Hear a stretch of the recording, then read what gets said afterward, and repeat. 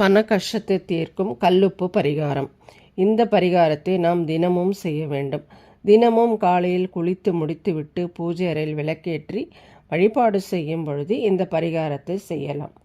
தென்மேற்கு மூலையிலும் இந்த பரிகாரத்தை செய்யலாம்.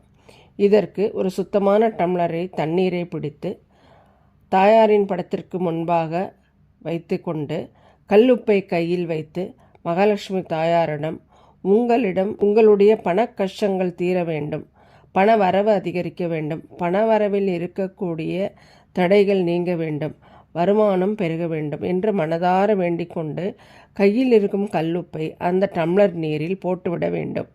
அடுத்ததாக ஒரே ஒரு செவ்வரளிப்பூவை அந்த தண்ணீரின் மீது வைத்துவிட வேண்டும்.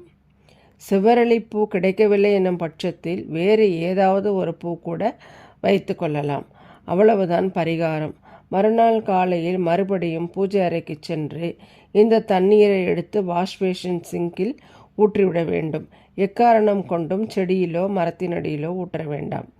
பிறகு இந்த டம்ளரை சுத்தம் செய்து மறுபடியும் இதே முறையில் மகாலட்சுமி தாயாரிடம் உங்களுடைய வேண்டுதலை வைத்து கல்லுப்பை அந்த தண்ணீரில் போட்டுவிட வேண்டும். இப்படி நாம் தினமும் கல்லுப்பை நம்முடைய கையில் வைத்து மகாலட்சுமி தாயாரை வழிபாடு செய்வதன் மூலம் நம்முடைய கை ராசியான கையாக மாறுவதோடு நாம் தொட்டது அனைத்தும் துலங்கும். இதனால் பணவரவு என்பது அதிகரிக்கும். பணவரவு அதிகரிப்பதால் பண பிரச்சனைகள் அனைத்தும் நீங்கி மகிழ்ச்சிகரமான வாழ்க்கையை வாழ முடியும்.